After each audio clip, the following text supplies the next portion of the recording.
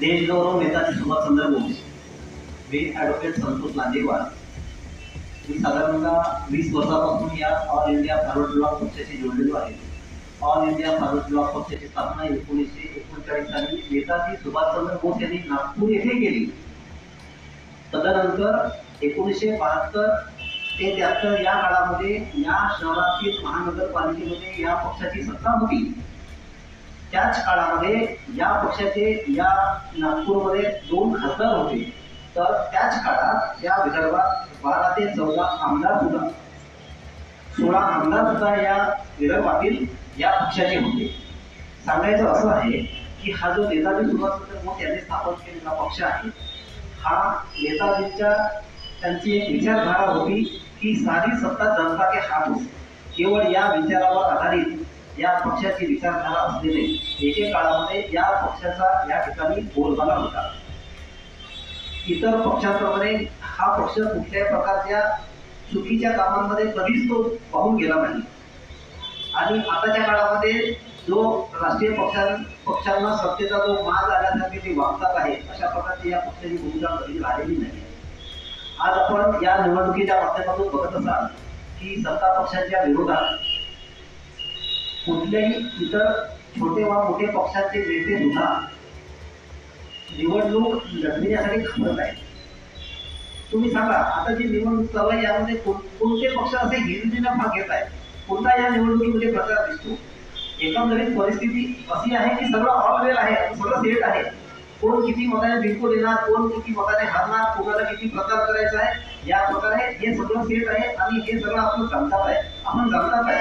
आमच्यापेक्षा आपण सगळ्यांना याची कल्पना सुद्धा आहे. आणि हे जे चित्र आहे हे लोकशाहीसाठी घातक चित्र आहे. आणि म्हणूनच प्रस्थापितांच्या विरोधात या ठिकाणी आम्ही निवडणुकीला सामोरे गेलेले आहोत आणि आम्ही आमच्या हिमतीने लढणार सुद्धा आहोत. ही निवडणूक लढण्यामागे आमच्या काही प्रमुख पंक्त्या सुद्धा आहेत. मी आता सांगितल्याप्रमाणे या पक्षाचे आमचे नेते आणि विदर्भवीर औ दामोदरराव होते. त्यांनी संपूर्ण जीवनभर वेगळ्या विदर्भाची मागणी केली. का? तर महाराष्ट्राच्या स्थापनेपूर्वी नागपूर राजधानीसह हा जो आपला विदर्भाचा परिसर आहे हे स्वतंत्र राज्य होतं. यामध्ये छत्तीसगड आणि मध्य प्रदेशचा भाग होता. परंतु जेव्हा महाराष्ट्राची निर्मिती झाली तेव्हा विदर्भ महाराष्ट्रामध्ये गेला आणि तेव्हापासूनच या विदर्भाचा अनुशेष भरून निघालेला नाही. विदर्भामध्ये खनिज संपत्ती आहे, खनिजा, त्याचप्रमाणे ऊर्जा, या ठिकाणी ऊर्जेची निर्मिती होते आणि स्वयंस्फूर्ण अशा प्रकारचा हा विदर्भ आहे. आणि विदर्भाच्या भरोश्यावर उर्वरित महाराष्ट्र मोठ्या प्रमाणात आहे. त्याच्यामुळे उद्या या ठिकाणी विदर्भ वेगळा आम्ही जरी झाला तरी नव्याने कोणत्याही प्रकारचे कुठल्याही इमारती इन्फ्रास्ट्रक्चर वेगळं तयार करण्याची गरज नाही.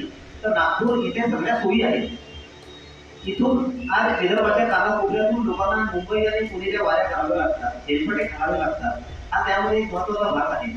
आणि याचं द्योतक म्हणून आपण विदर्भातील पूर्व विदर्भातील भाग बघितला तर इतका सामाजिक, राजकीय आणि आर्थिकदृष्ट्या अविकसित आहे आणि हा वर्षापासून अनुसूचितचा भरून निघत नाही आहे. अख्ख्या महाराष्ट्रामध्ये भंडारा, गोंदिया हे जे जिल्हे आहेत हे मागासवर्गीय जिल्हे म्हणून त्या ठिकाणी त्याची नोंद घेतली जाते. तर एकंदरीत हा बॅकलॉग दूर व्हावा म्हणून आम्हाला नागपूर राजधानीसह वेगळे विदर्भ राज्य, स्वतंत्र विदर्भ राज्य व्हावे ही आमची प्रमुख मागणी आहे. इतर पक्षाने सुद्धा मधल्या काळामध्ये ह्या विदर्भाच्या, वेगळ्या विदर्भाच्या नावावर वेगळं विदर्भ घेऊन च्या नावावर राजकारण केलं. निवडणुका जिंकून आले पण ते नंतर विसरून गेले विदर्भाला. आणि विदर्भामधल्या नेत्यांना, लोकांना सुद्धा, जनतेला सुद्धा याची कल्पना राहिली नाही की आपल्याला वेगळा विदर्भ मिळेल आणि वेगळा विदर्भ मिळाला आपला विकास होईल किंवा हे सत्ताधारी पक्ष आता विदर्भ देऊ शकतील हे सुद्धा वाटत नाहीये. दामोदरराव होते अख्खं आयुष्यभर वेगळ्या विदर्भासाठी लढणे आपण सगळे जाणतात आहे. त्यामुळे आमची या पक्षाची एक प्रमुख आमच्या जाहीरनाम्यामध्ये मागणी आहे. दुसरं, इथे बेरोजगारी फार आहे मोठ्या प्रमाणात. इथला सगळा इंजिनियर वर्ग जो आहे, तरुण वर्ग जो आहे सुशिक्षित, ज्यांना नोकरीसाठी, कामासाठी मुंबई आणि पुणे यासारख्या ठिकाणी उच्चशिक्षित लोकांना खाऊ घ्यावी लागते आणि तिथले पण त्यांना राहण्याचा आणि बाकीचा जो खर्च आहे तो परवडण्यासारखा नसतो.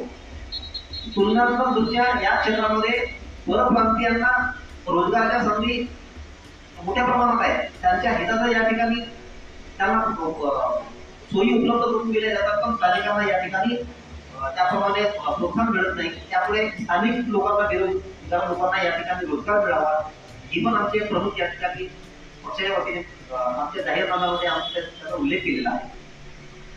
तिसरं असं आहे की आपण सगळे जाणतात आहे ऊर्जेची निर्मिती इथे विदर्भात होते. आपण नागपूरच्या आजूबाजूच्या सर्व जिल्ह्यांमध्ये बघा, शेतीसाठी वीज दिली जाते, ती फक्त 8 तास सुरू राहते. कधी रात्रीच्या वेळेला 8 तास सुरू राहील, कधी दिवसा 8 तास सुरू राहील. त्याच्यातूनही ते 8 तास राहील याची गॅरंटी नाही आहे कुठे.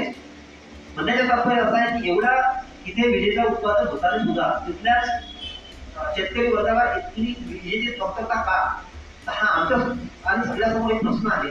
तर याच्या निराकरणासाठी सुद्धा आमचा पक्ष या ठिकाणी काम करेल ही पण आमची मागणी आहे.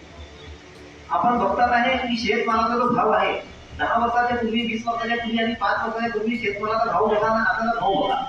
तुलनात्मक दृष्ट्या इतर वस्तूंचे भाव वाढले, पण शेतकऱ्याच्या भावाला या ठिकाणी मालाला भाव मिळत नाही. ही एक शोकांतिका आहे. म्हणूनच आपण एक आपल्या जाहीरनाम्यामध्ये दिले आहे.